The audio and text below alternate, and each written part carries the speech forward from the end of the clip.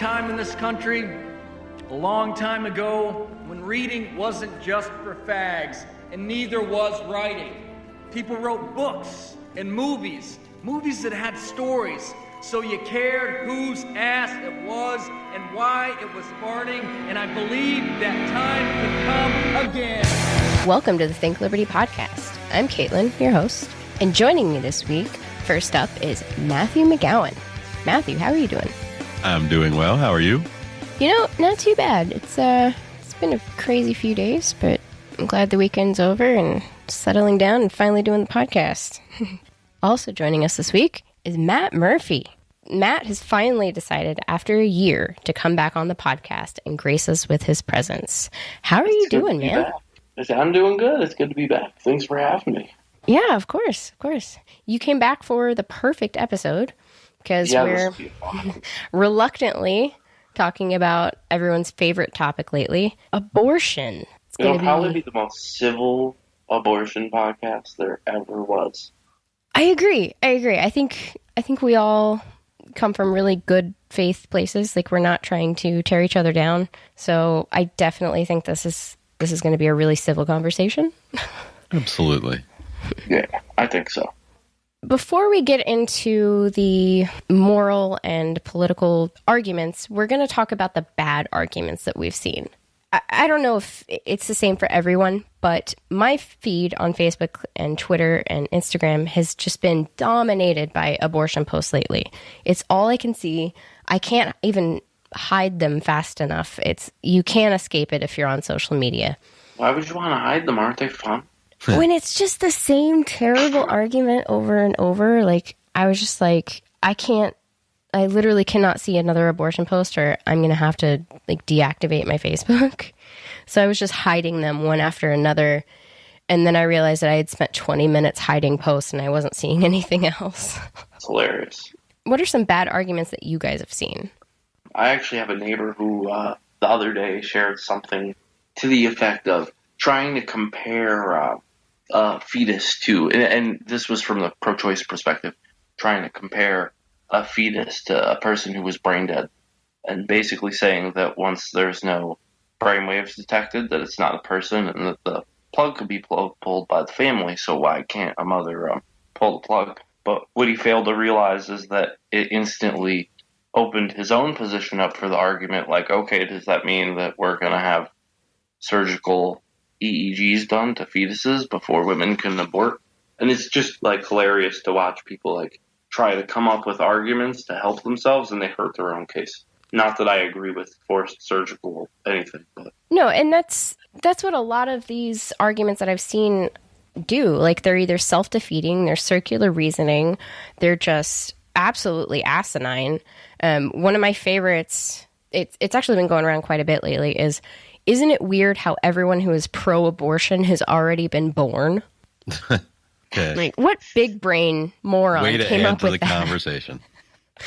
Like, are you really trying to, like, have a gotcha moment with that? Well, what do you think of the only women can have an opinion on abortion? I fully disagree with that. Here, so.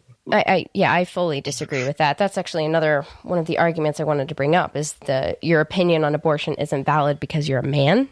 It's still valid. Like, you can't. Doesn't that require assuming someone's gender anyway? Which is 2019. We can't really do that. It may be a joke, but, like, that's actually kind of an issue in the trans community right now. A lot of trans people are being told that their opinion doesn't matter. And they're like, well, look, I'm biologically female, so I can still technically get pregnant if they're, pre-op. And they're being told that their opinion doesn't matter if they're a trans man.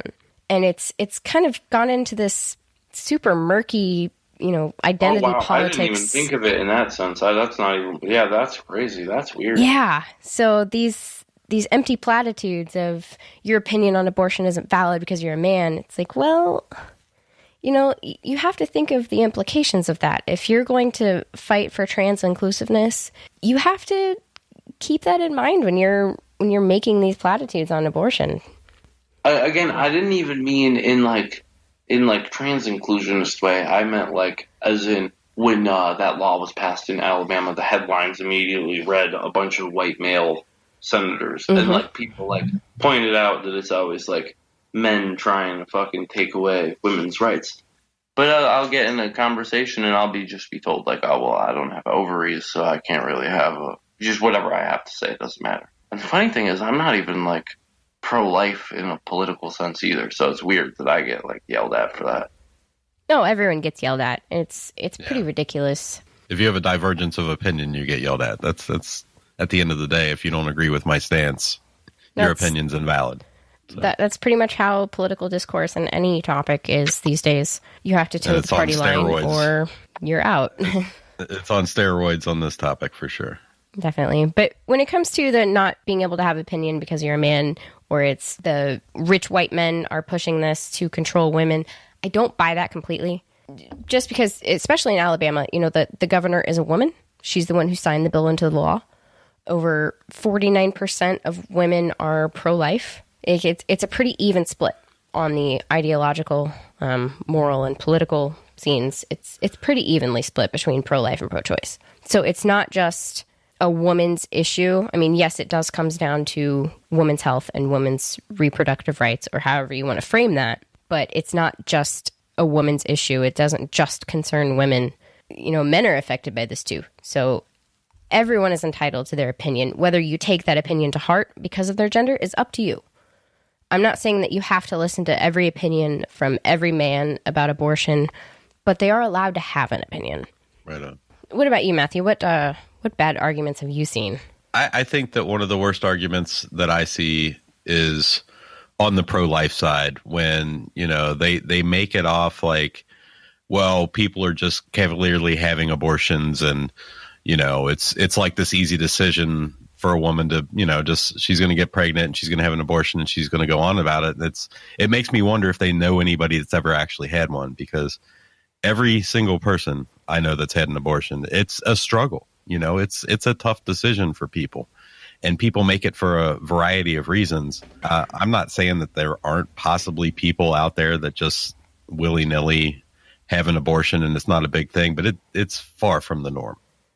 There's so many situations that can lead to a woman seeking an abortion that you can't generalize them all into just being whores who don't want to have to live up to their consequences. Like, that's just super reductionist, first of all. Or that it's an easy decision.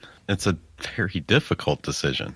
It is. You know, and people have it for reasons that are beyond the understanding of anybody not making that decision. Any valid points that somebody on that side makes when they turn to that argument, for me, it's gone. You just wiped it out. Yeah, I've seen a lot of that, actually.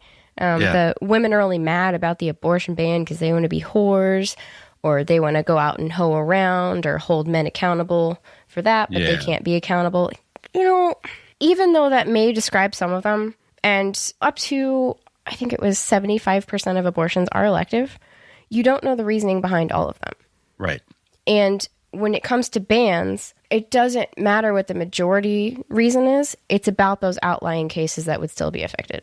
Generalizing all of this is just damaging to your side of the argument. It's damaging for everyone involved because it doesn't lead to any kind of productive civil discussion about the core issues behind abortion. So just, you know, calling women whores, I think you might have other issues with women if that's your go-to argument for being pro-life.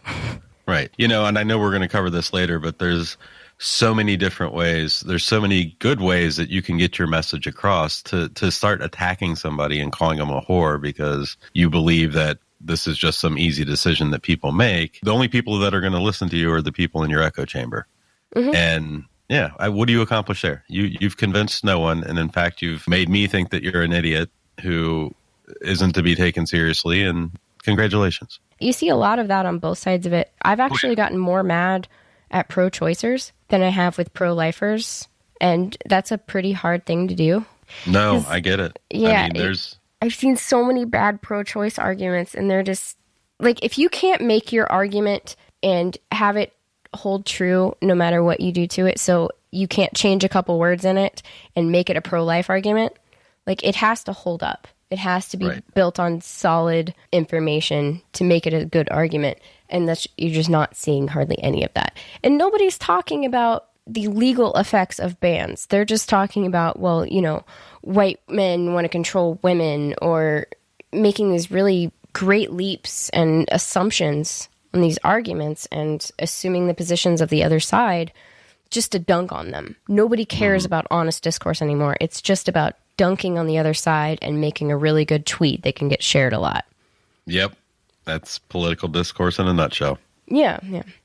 And one that I saw that really kind of struck me as hypocritical on the left side of things, or the pro-choice side of things, is if your girlfriend or daughter was raped, would you want her to carry around the rapist baby for 9 months? Now, this right here is validating the notion that men can control women and their actions. And that's exactly what, feminists and pro-choicers are fighting against, that we don't want men to control us. But framing the question in this way, would you want your daughter to carry around the rapist baby? How about it's her choice? Because that's what this is about, is choice.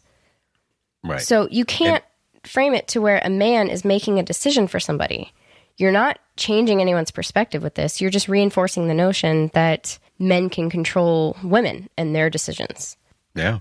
And you see a lot of this where they're just tearing their own side down, and it's really disheartening.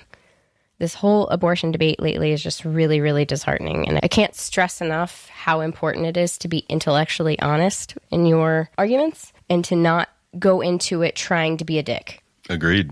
So unless everyone has been living under a rock lately, you're probably all aware the reason we're bringing up these bad arguments and why abortion is such a hot topic lately is because of these heartbeat abortion laws that have been introduced in Alabama, Georgia, Texas, Missouri, Michigan, and I think there was a few others lately. They've been just kind of going like dominoes. But what I've seen is a lot of misconceptions about these bills, and it's led to a lot of really nasty discourse. So I wanted to clear up some of the misconceptions and go over each of these bills, at least Alabama and Georgia and Texas, so we can get the right information out from the start. So when it comes to Alabama, there are no exceptions for rape and incest, and the only exception is for serious health risk to the mother. Women will not be prosecuted from the Alabama bill. This is something that I've seen a lot of people saying, is that the women are going to be prosecuted. We're going to be throwing 16-year-olds in jail, that women shouldn't be punished for their choices. And while I agree, that's not the case in Alabama at all. It's only the doctors that are performing the procedure.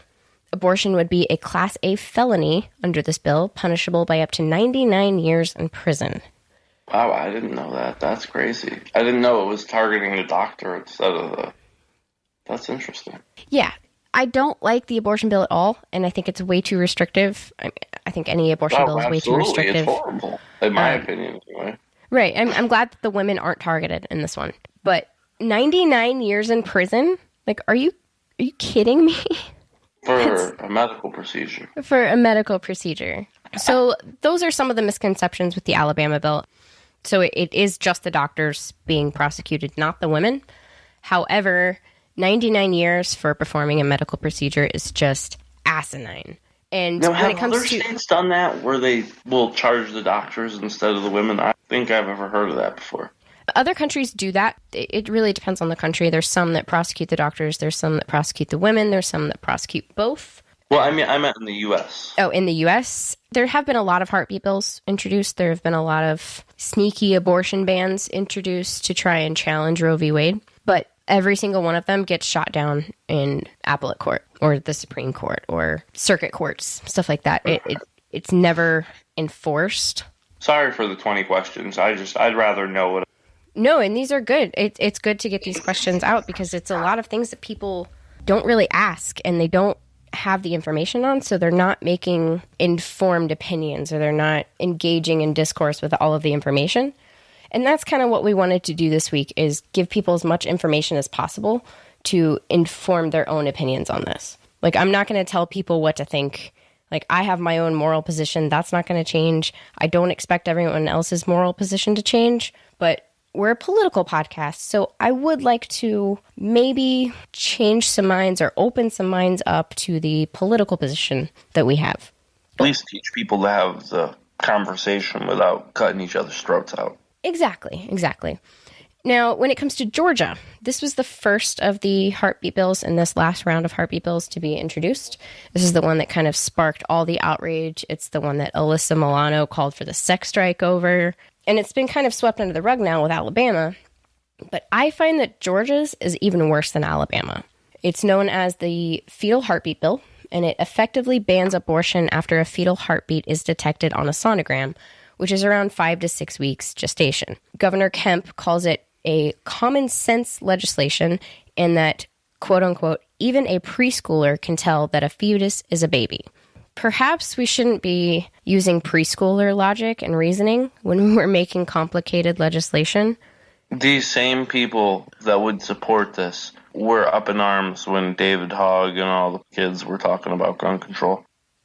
Yeah. So it's really funny to make that. I'm sorry, but that's what I got out of that. Well, yeah. I mean, you're using preschooler logic as a kind of justification for this common sense legislation, which is funny because that's what people call the gun control legislation, which Republicans seem to hate. So simple. A kid could understand it, right? Yeah. Yeah, Like maybe this we should should have stop definitely- using children's logic as a benchmark for legislation. That was definitely one of the bad arguments too. Even just insinuating that this is all settled science and everybody knows exactly when life begins. Right, come on, especially man. when the settled science is still pretty contested within scientific circles.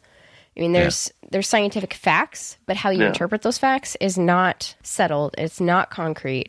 And It consider really there are depends on your probably moral and legitimate philosophical. scientists way smarter than us that argue with each other about this same topic. So Right, and it's the same as when people get in these really deep philosophical arguments. Like, these are things that have been debated for thousands of years. Do you really think two dudes on the internet 3 a.m. one night are going to solve all of life's problems and all of life's questions? No. well, have you seen our group chat? Or might Our group chats do get pretty philosophical. It's great. Back to Georgia legislation. This bill would take effect in June 2020. And unlike Alabama, it does include exceptions for rape and incest, but only if a police report is filed and proof can be obtained. Wow. This is where I have a problem because all across the country, you have hundreds of thousands of rape kits that sit untested. You're not going to yeah, get... so proof could be obtained if the cops aren't doing your job. And having to go to the police anyway to force them to have to report it could, can be a in some dangerous situation situations, for a lot of endanger their life. Absolutely. Yeah, especially if if you're in an abusive situation, that can lead to more problems. And a lot of people will say this is a straw man. And normally I'm totally against the whole straw man fallacies being used. But when it comes to abortion legislation, like not the moral argument, but just the political, legislation aspect, this is the only case that I can see where straw mans are part of the main conversation. They are relevant because when it comes to sweeping legislation, it's those outlying cases that are affected. Those are the ones that become the victims. Yes, you're going to have the majority of people who are just inconvenienced by it, but it's those people that are on the outside of the main reasons for this, that the people who are in abusive situations, the rape victims, the incestual pregnancies, and yes, while they make up a fraction of 1% of cases, there's still instances where these legislative bans are going to affect them and put them even more danger. So this is where, your straw man fallacy is actually relevant, and that's kind of an unpopular opinion, but I'm definitely going to hold my ground on that because these outlying cases are absolutely important. I'm with you on that. Yep. Now, as for criminal punishment in Georgia, the bill is relatively unclear. Abortion providers can receive 10 years in prison, but for the mothers, it's unclear whether they will be held liable in a court of law, and a lot of it is left to interpretation due to the vagueness of the bill when it comes to prosecution. Several pro-life groups have actually expressed their opposition to these heartbeat bans as too extreme. I think those groups see it as harmful to their cause. Politicians, they do things like this for their own ends, but if you're in an advocacy group and you're really trying to advance, a pro-life perspective, you can look at these bills and see that they're so extreme that it's going to turn people off to your rational arguments, because they're going to be like, dude, locking a doctor in prison for 99 years for a procedure that may have been as a result of rape or incest or whatever is, you lose any moral ground to make an argument.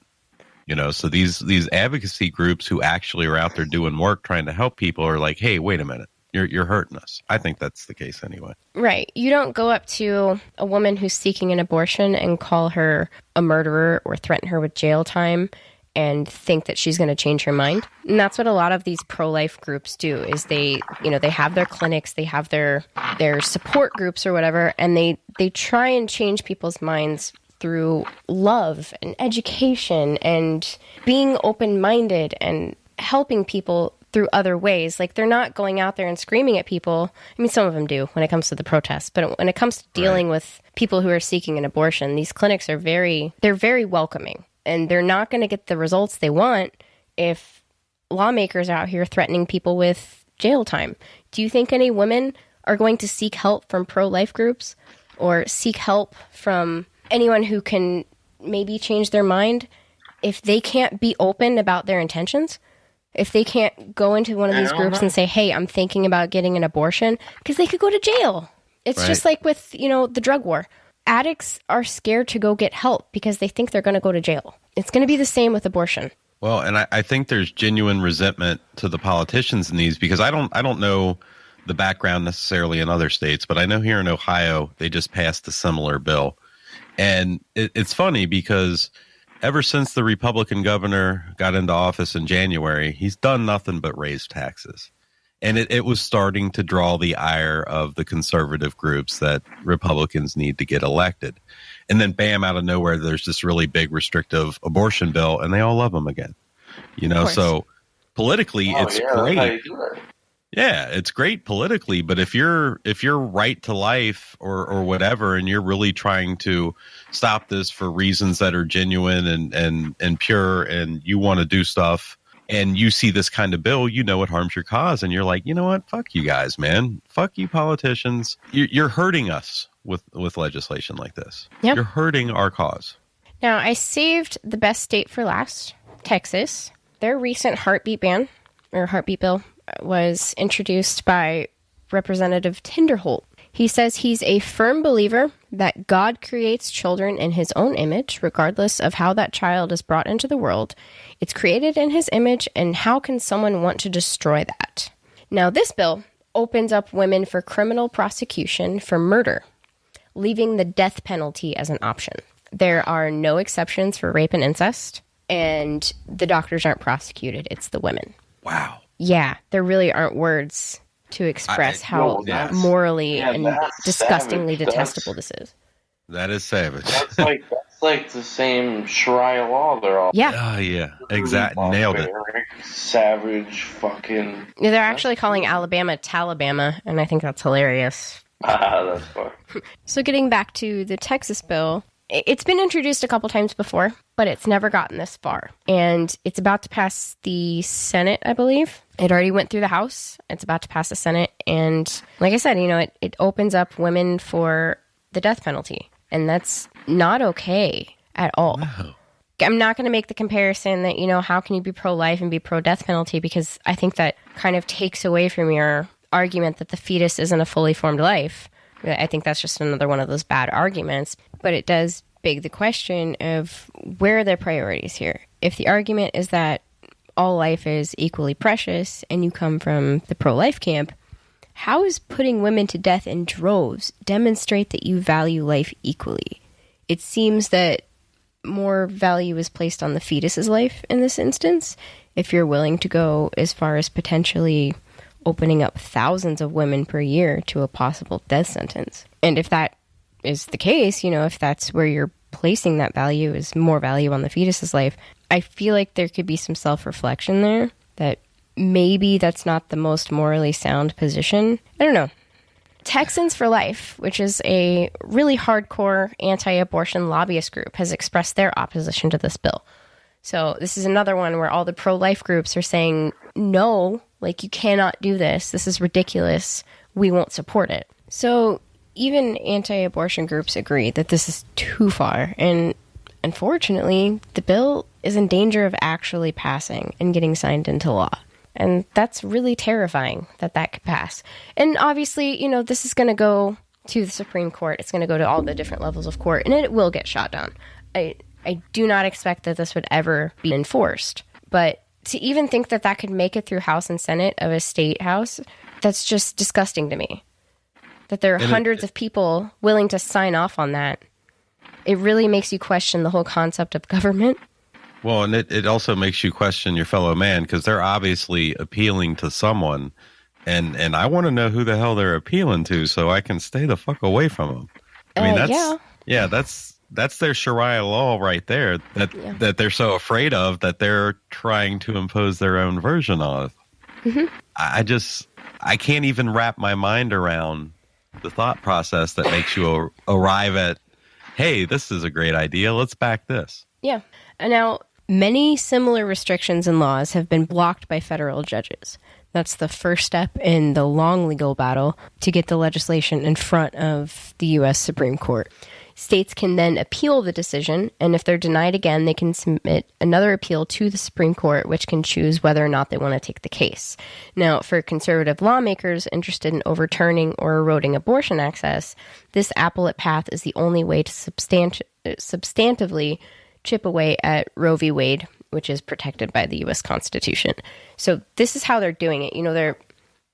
They're creating these just outrageous bills and getting them passed and then fighting in court and then hoping to get one or two of the amendments or one or two of the restrictions to hold up. Not only that, but, they get to say that they fought for life and that they fought against the evil federal judges. So, it's a political win. Yeah. For the people claiming to be for small government, because it's not small government at all. No, this isn't. This is definitely an expansion of government power. No matter your moral position on abortion, you should see that these bills are just, they're way too far. This is just not going to have a good effect on anybody or have the desired outcome from these bills.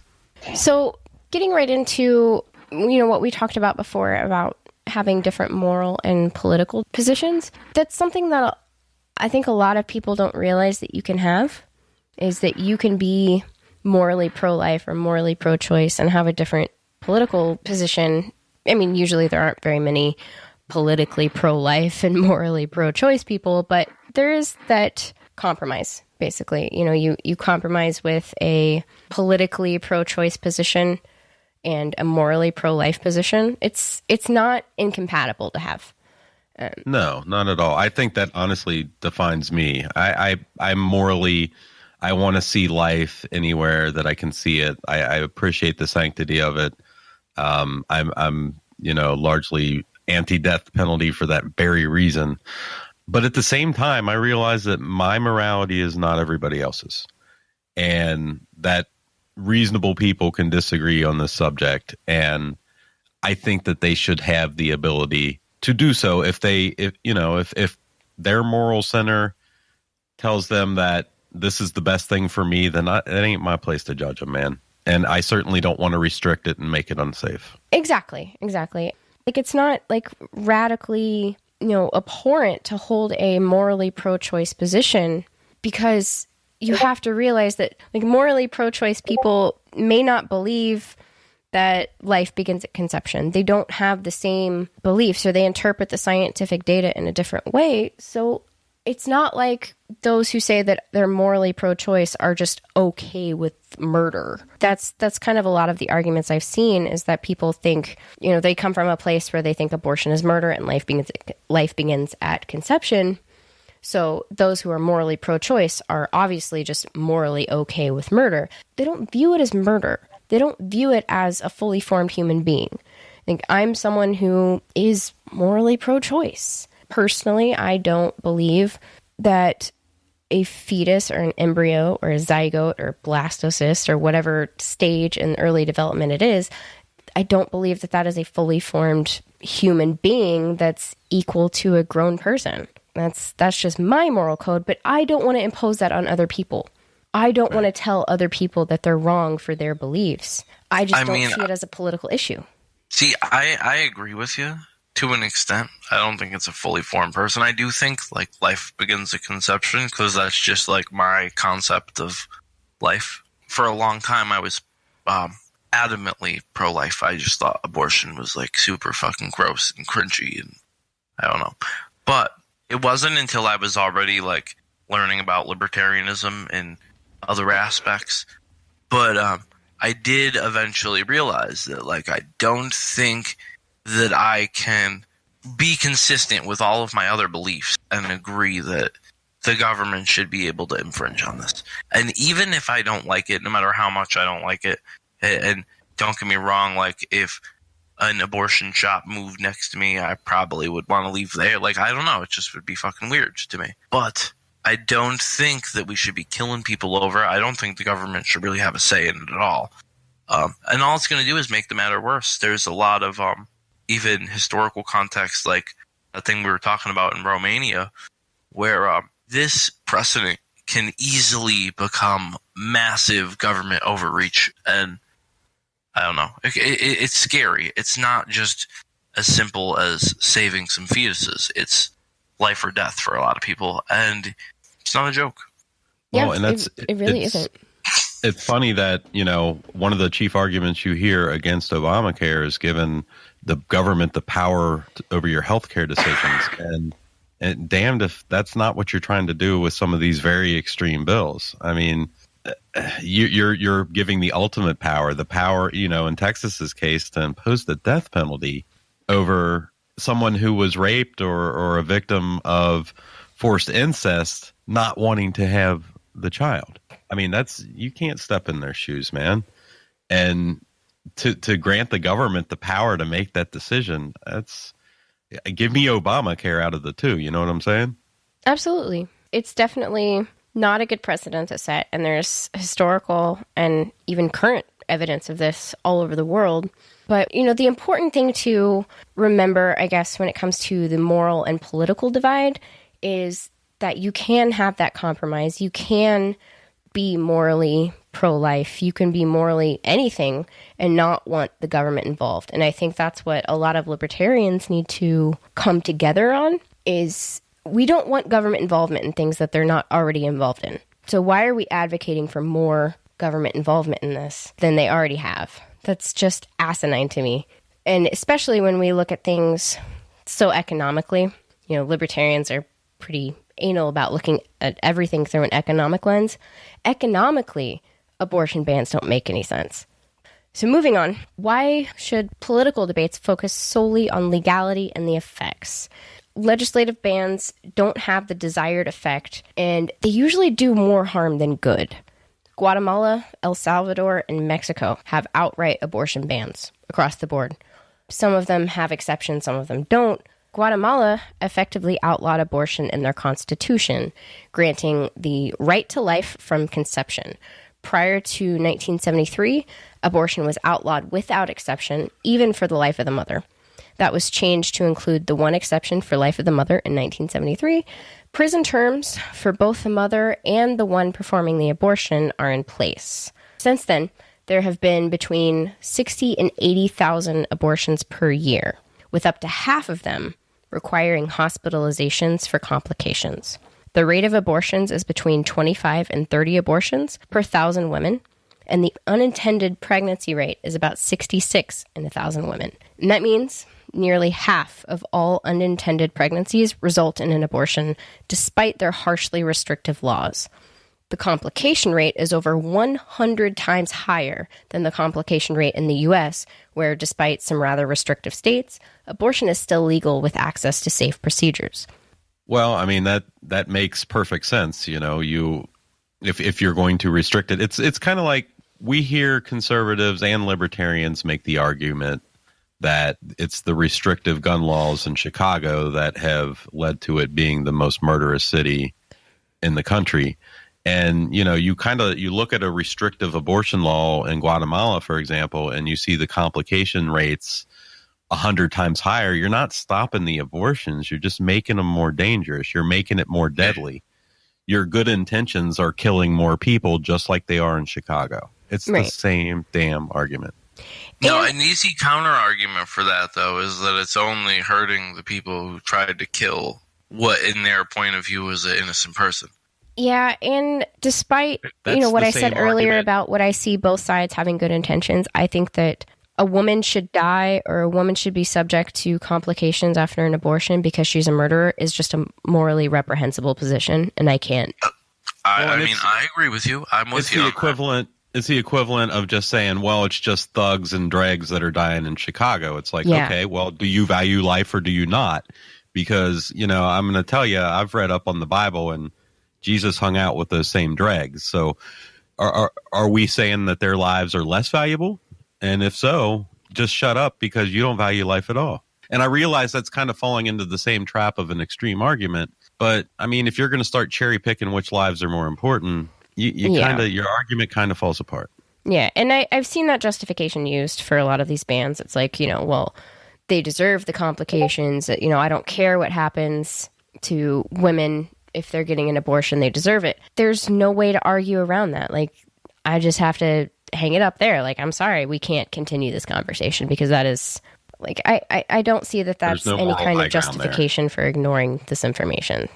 No. So back to these stats, half of all unintended pregnancies result in an abortion. I found that one shocking when I was doing the research for this. How's that compare to our rate?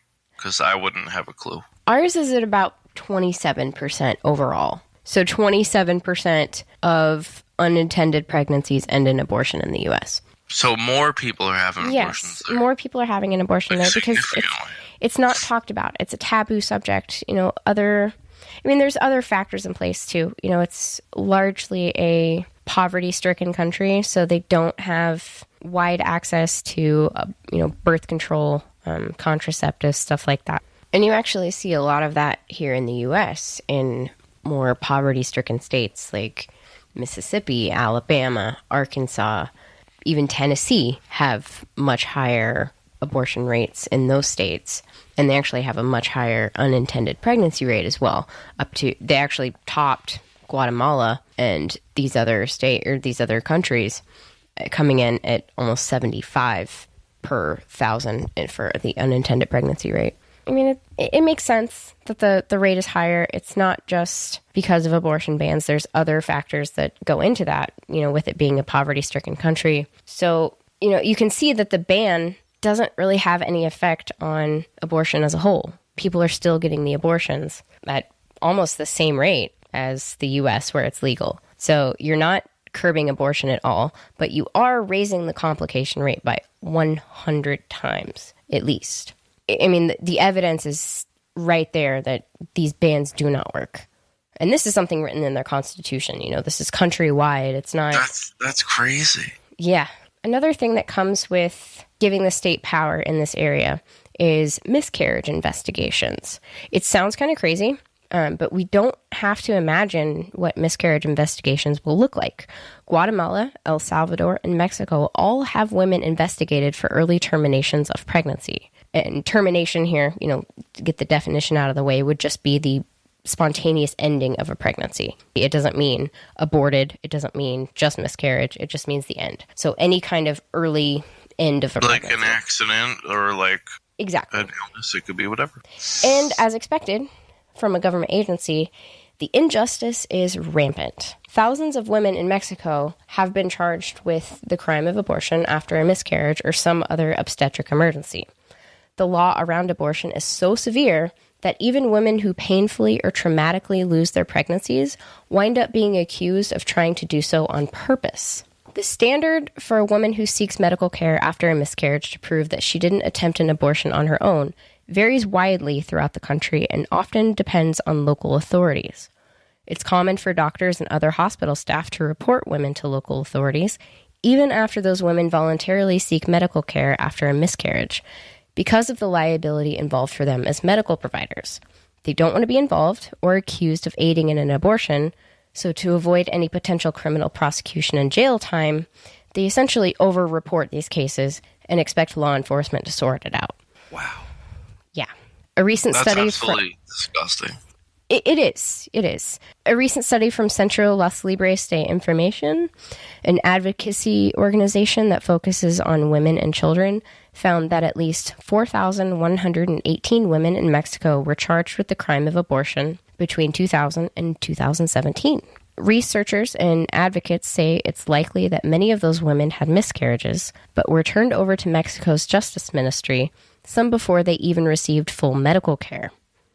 The problem is, it's nearly impossible to tell if a pregnancy spontaneously ended due to miscarriage or abortion, unless the abortion used drugs, which trace amounts can be found if tested immediately following the procedure. But most abortions, or home abortions, are not caused by using the drug. If a medical doctor can't tell if it's a miscarriage or abortion, or give a reason, a documented reason for a miscarriage, they're open to prosecution from the state. A medical doctor can't determine it, so they expect a government law enforcement agency to determine the cause of a miscarriage or if a woman is liable. How does that make sense in any universe? I don't know. I can't wrap my head around it. This is crazy. And somewhere somebody's sitting there like, damn, that's a great idea. These are like the laws now. Yeah, these are the laws right now in Mexico and Guatemala and El Salvador. You'd think Republicans would be trying to import Mexicans if they heard this. Right. Somewhere somebody's like, well, wait a minute about that wall, man. Yeah. Yeah, we'd be placing tariffs on importing Mexicans to pay for the wall. That's insane to me that, women are prosecuted for miscarriages because they can't prove it's a miscarriage. I wanted to give some general abortion stats. It's kind of relevant to the miscarriage side of things. So from 2006 to 2015, abortion rates have dropped 24% in the U.S. They've gone down 24%. So people are getting a lot less abortions than they used to. 91.1% of abortions are performed in the first trimester, 12 weeks. 25% of abortions are chemical abortions, meaning the abortion pill was used in place of a surgical procedure. 1 in 3 women in the U.S. have had an abortion in their lifetime. Really? Yes. Wow, I did not think that would be that high. Yep. 1 in 3 women in the U.S. have had an abortion in their lifetime, and only 30% of those women have had more than one. So this notion that the majority of people seeking abortions are using them as a form of birth control and have repeat abortions is just not the case. It's only 30% of women who have had more than one, and only 10% of them that have had more than 2. So it's a very small number of people who have had multiple abortions and use them as a form of birth control. And I do condemn that. I don't morally, personally, I don't believe that that is a good thing to do. I don't like that people use abortion as a form of birth control. I would imagine anyone that's doing that, though, is likely paying for it out of their own pocket, though. And well, yes. And, you go to Not Planned Parenthood and you're not, getting just a free abortion. That's not the case. It's kind of a misconception on the pro-life side. It's not just these free abortions they're handing out like candy. You still have to pay quite a bit. Right, and that's what I mean, is nobody wants to or can afford to just shell out a fucking abortion fund every time they want to go on Tinder either. You know what I mean? It's not, I don't know. Forms of birth control fail. Nothing is 100%. The only thing that's 100% is abstinence. But we're human beings. We have biological and instinctual urges and desires and needs to go out and procreate. So abstinence really isn't... I mean, you can preach abstinence and say that that's the best way to go, and it works for some people, but, it's not going to be the only thing that works, because people are still going to go out and have sex. It's just going to happen. We have to accept that fact. And, we have to stop pretending that human nature is just going to change overnight. People are just going to magically stop having sex because someone told them that abstinence was the best form of birth control. It just doesn't work like that. Human nature doesn't just change on a dime.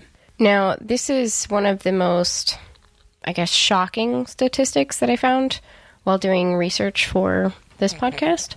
8 out of 10 pregnancies end and do not result in a birth. Wow. Really shocking to me. Really? That's mind-blowing to me. Up to 5 of them, or 5 out of 10, end in the first 4 weeks, and that's known as a chemical pregnancy, because most people don't even know that they're pregnant. And now 4 weeks gestation... Yeah, 4 weeks gestation is equal to 2 weeks of actual, fertilized life. It's before it even implants in the uterus, which happens about 2 weeks after fertilization. You don't even know you're pregnant, and it just ends. So that's a lot of them. Wow. 4 million babies are born in the U.S. per year on average. That means that there are 20 million pregnancies, resulting in only 4 million births. And abortions account for only 0.5% of those pregnancies that didn't result in a birth. At 6 weeks, the product of conception is called an embryo, which is about the size of half a pea. And that's when a lot of these bans are going in place, is about 6 weeks. Yeah, it's literally the size of half a pea. And the heartbeat that they're referring to in these bills is actually just electrical impulses from the beginning stages of heart development. It's not a fully formed human heart. And the embryo also has no brain and is just beginning to form a spinal cord. So these are not these little fully formed miniature humans. And I hate to use the term clump of cells because it's not a clump of cells. It's a very complex potential human life. It has its own DNA. I'm not denying that it is life. It is, but it's not a fully formed human. But getting back to the stats here. Yeah, I found the 8 to 10 pregnancies end and do not result in the birth thing to be just astronomical and yeah, insane. that like broke my brain. That's like, mind-blowing. That's crazy. Yes, and only, 0.5 of those are abortions. So it's only about 1 million. It's less than 1 million now. The rate is about 850,000 abortions per year in the U.S., which is really a drop in the bucket for all of the pregnancies. But when you take that information... It does feel like a really high number, though. That's high. If I had to guess how many there would be, I would have thought it would be less. So maybe I'm just really bad at estimating. Well, who knows? So taking this information and applying it to what we learned about what's happening in Mexico and Guatemala and El Salvador, that's 16 million potential investigations into miscarriages. It's a lot of government. 15 million if you account for the actual abortions. That's an estimate. So 15 million miscarriages every year. You know what, we can compromise, and we could, all those investigations could be AOC's federal jobs guarantee program. They could investigate. You know what, you might be onto something there. The bipartisanship works.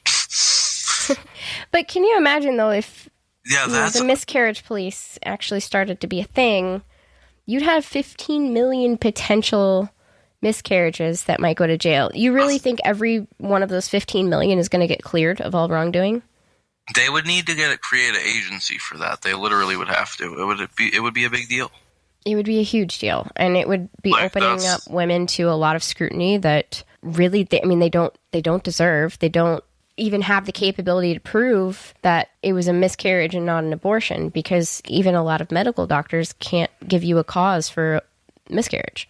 It's just a thing that happens, and a lot of people, there's only maybe 20% or so that can have documented causes. The rest is just like, it just happens sometimes. Another thing, too, is there are women that, struggle to have kids for, years and years and have miscarriages. And, they just want to have... Could you imagine being a woman and, trying to have kids and having a miscarriage and being upset about you're not getting the child that you've been praying for, and now also you got to get investigated by the feds because you had a miscarriage? And I think that's kind of worst case scenario. But when it comes to legislation and discussing legislation, you have to take those worst case scenario things into account. Who do you think is going to be affected by this the most? Do you really think it's going to be the rich people? Or is it going to be the lower income people who are already affected by so much and can't afford legal counsel and can't afford, that prenatal care to ensure that they have documentation of their miscarriage? Or there's so many things that go into this that you would need to get cleared, that it's going to disproportionately affect women who are low income. No question. So this actually raises... I actually have a question now that's kind of backtracking about the other countries. But let's say a person in one of those countries, woman was pregnant and smoking and had a miscarriage. Would that be considered self-inflicted abortion? It depends on the country. Guatemala, yes. Guatemala has a very detailed criminal code. So if it's something that was, the mother was negligent and it resulted in a miscarriage, she can go to jail for up to 3 years. That's and crazy. That would qualify as negligence. So yes. All right. Sorry for backtracking. No, it's actually a good point. When it comes to, punishment, when it comes down to the woman, there's a lot of these things that are just kind of left up in the air. Like, what if a woman does this? Or what if a woman does that? Like, that's things you have to think about. Because it's really easy to say, like, all right, I hate abortion, ban it. So, like, let's say hypothetically we did, would you ban it? Like, now what? Like, people don't really think about, like, the ins and outs of, like, how long are you going to send prison because she couldn't have a kid? It's really interesting. Yeah. I never would have thought that countries, especially Mexico, I didn't think that it would be like that. Oh, yeah. Yeah, it's, hate to say it, but it's kind of a shithole. You might catch some shit for that one. Probably, but that's fine. Back to the general abortion stats. Regular brain activity that can be monitored on an EEG or a brain activity scan only begins at 25 weeks gestation, far into the second trimester. I found something that can counter that today, though. Surgically, on an aborted fetus, if you were performing a surgical abortion and did the EEG on the fetus, at 45 days they could detect brainwaves. Yes, they do have brainwaves way before this, but until they are regular and can be monitored for more than just random spikes, that begins at 25 weeks. So there are, brainwaves beforehand, not any kind of conscious thought. It's just random spikes. But at 25 weeks is when the brainwaves become more stable. They become constant, and that's when you can say there is definitely life there. And only 5% of abortions overall are performed after 25 weeks, and those are for medical necessity. Yeah, I don't imagine many people are that late in their pregnancy and just decide they don't want to have a kid. Like, no, and that's kind of the thing, too, is like doctors can definitely turn down abortions. They can say, absolutely, I will not do this. And when it comes to late term, third trimester, you have to get medical board approval. Like, you have to go before the board of the hospital or the board of the practitioner you're seeing to get approval for this. Knowing all of those stats and knowing that there's still solutions that need to be proposed that don't include legislation. I mean, if we're not going to legislate it, and that's our position, we have to propose other solutions to it. So the first recorded history of abortions being practiced was in 1550 BC in a medical text, and that text referred to the procedure being formed as early as 3000 BC. That's 5,000 years of abortions happening. It's naive to think that a law of all things in 2019 is going to stop. This is one part of the abortion topic. We got rid of straws, right? Right. This is one part of the abortion topic that we can look at economically. The basic laws of supply and demand are something that we hold as truth in everything. It's as dear to economics and human behavior as any one principle could be. If you take away the legal supply of something and in turn cut down the supply dramatically, but don't address the demand, you have a situation where those with the demand are going to seek out the supply in any way possible, regardless of legality. Now that leads to numerous outcomes, including medically dangerous situations for women, as you can see in Mexico, Guatemala, exploitation, etc. It also demonstrates that cutting off legal supply doesn't have the desired effect of stopping abortion. Also, as you can see in Guatemala and any other country that has ever banned abortion, to solve the abortion issue, we do so by tackling the reasons women have abortions. That's getting to the A-class problem, so to speak, instead of addressing it with blanket bans, which are a C-class solution. Now, the following dilemma is what leads to seeking early elective abortions. A developing embryo or fetus is not viable, and the mother wants it out of her uterus. It's as simple as that. But no, it's not the mother wants to kill it. She simply wants the pregnancy to end. As of right now, ending the life of the fetus is inevitably the only option before viability at around 22 to 25 weeks. But what if that wasn't the case? What happens once we have the technology to remove it from her without killing it and let the pregnancy continue in an artificial womb?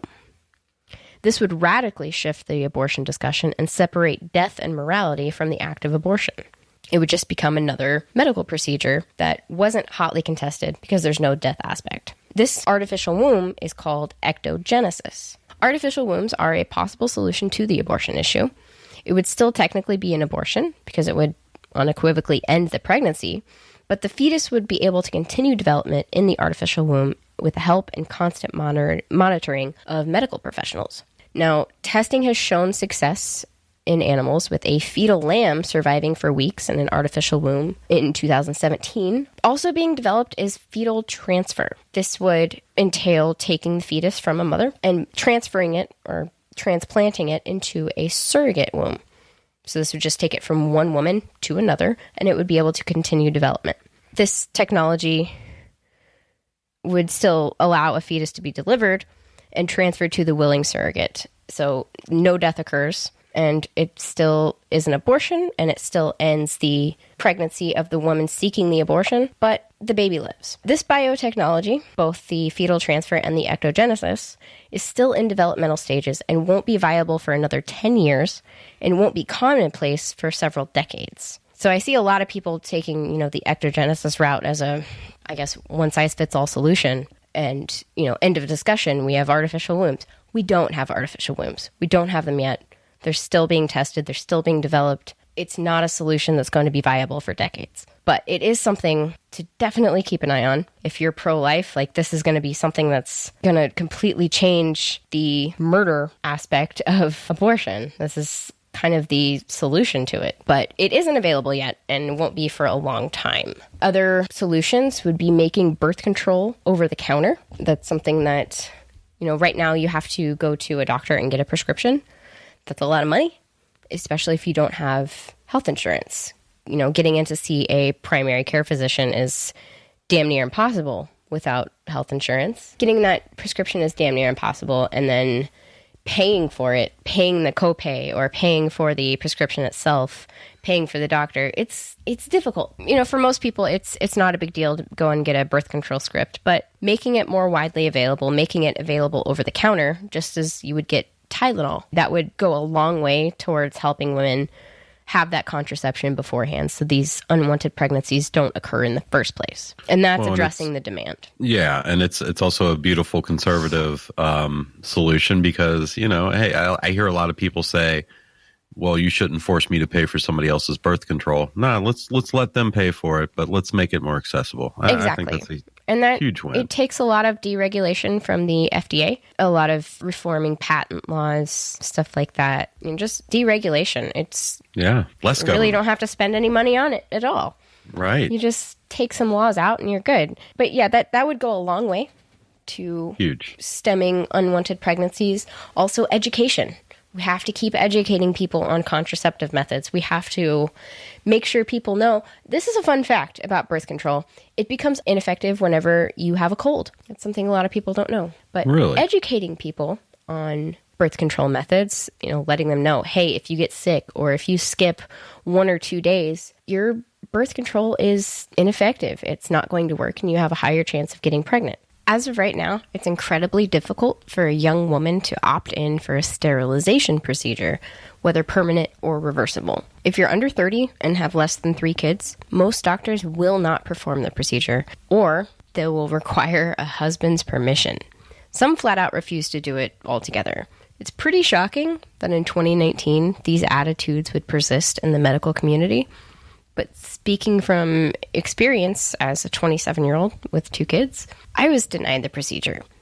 It's a widespread problem, and it leads to many unwanted pregnancies. And it's a simple fix, too.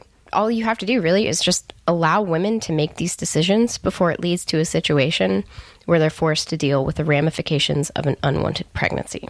Doctors literally just need to let women make their decisions, work with them on that decision, and if they don't want to do it, refer them to someone who will. Another one would be fixing the adoption system. Well, my 3 boys are adopted. It wasn't a negative experience. I don't know what the current laws are, but I know in the past there were roadblocks, say, if it was a homosexual couple, there were places that prevented that. I don't know, there still may be any type of artificial roadblock. I think that one of the great things that pro-lifers can do is advocate for adoption to be an option for the parent, for the person who's giving birth. But damn, you've got to make it easier for people to adopt. That's another place where obviously you want to do your due diligence on any couple that wants to adopt. But once it gets to the point where it's prohibitive to the adoption, it's more unnecessary bureaucratic red tape, more government being the problem. You're absolutely right. It's difficult. The adoption process is difficult. If you can get in with an agency and, find a family ahead of time, like, that's great, but that's not the majority of cases. The majority of babies put up for adoption go into the foster care system. They don't go through an agency. They don't go to families immediately. There's over 1 million kids in the foster care system. They're backed up, and it's difficult to adopt out of foster care. I mean, my family has adopted children out of foster care. It can take years to go through with that, and not a lot of people are willing to go through that for years. Right. So you have to simplify the process. You have to deregulate the adoption market and make it to where, these adoption agencies and these adoptions can go through fairly easily. I mean, they can set up their own vetting processes for who's adopting and whatnot, but just making that process easier from the government regulation standpoint would go a long way to making that more widely available and a more easy option to choose. No doubt. And it's strange that, you hear all kinds of horrid cases of, foster parents abusing foster children. It seems it's really easy to foster a child, but when you're a loving family who wants to bring them in and make them your own, that's where you start bringing in the red tape. It's ass backwards. Definitely. There's a lot of things we can do to address the demand. Like we said, this is the one part of abortion and the debate that you can look at economically is supply and demand. Very simple. You can't take away supply without addressing demand. You have your ectogenesis, you have your fetal transfer in the future. Right now we have birth control methods and education methods and reforming the adoption system and anything that you can do to help a woman who is thinking about abortion, anything you can do to help them in their situation. If it's, they're a poor, struggling college student who feels that they have no way out, come up with a way to address that. Come up with a way to maybe offer free childcare for those in college. Address the concerns that they have, or else they're going to go for the easiest option. I mean, economically, the easiest option, maybe not psychologically, because I know that these are really hard decisions for a lot of people. Do something other than throw rocks at them and call them murderers. That would be a great first step. I mean, I sympathize strongly with the pro-life side, but you've got to present a viable alternative. You can't just say, no, you can't have an abortion, because that's, as the stats in Guatemala show, that's not going to stop abortions. It's just going to make them more unsafe.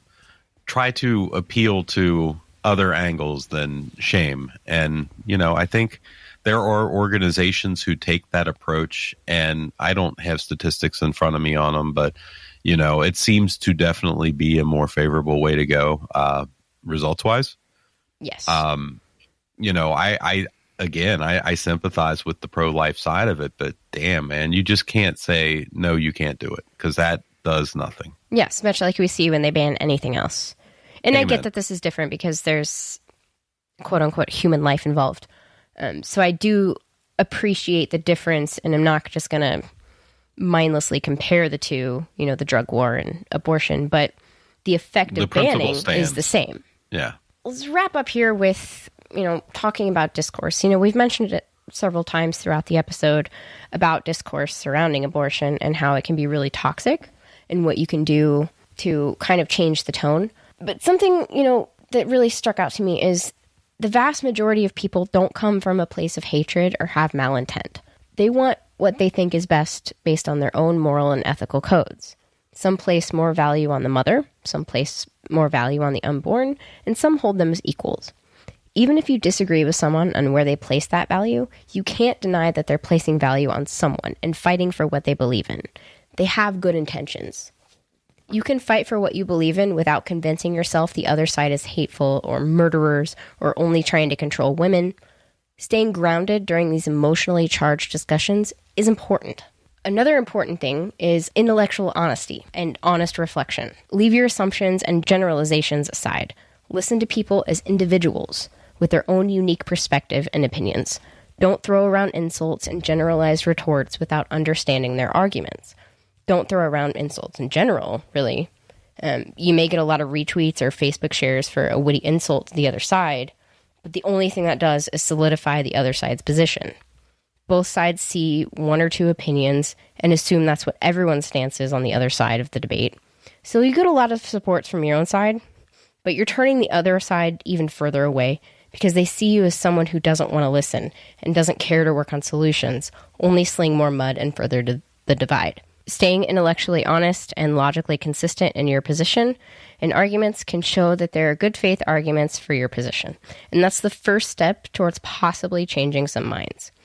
You're not likely to change someone's moral position on the matter, but changing someone's political position is more attainable if we stick to facts about legislative bans and their effects and stay civil, open-minded, and leave the emotional vitriol out of the discussion. Intentionally divisive talking points turns a really gray area topic into strictly black and white for most people involved. It turns rational people into reactionary talking heads, consistently spewing the same tired tropes back and forth and getting nowhere on actual solutions. We have to remain level-headed, and we have to try and curb our own emotions. So we ran pretty long this week, but I feel like a lot of the information was really important. So I do apologize for the super long episode that you're probably not used to. But I hope that you took something away from this and can maybe pass this along and educate other people, or at least go out and maybe have a civil discussion next time instead of yelling at people. Before we go, we just want to remind our listeners to check out Think Liberty on all social media platforms. Just search Think Liberty on Facebook, Instagram, Twitter, and any other platforms you use. And as always, our website is think-liberty.com. Before you're done listening, subscribe to the Think Liberty Podcast Network for almost daily uploads of new shows, leave us a review, and tell a friend. I appreciate everyone's time this week, and whether you like it or not, we'll probably be back.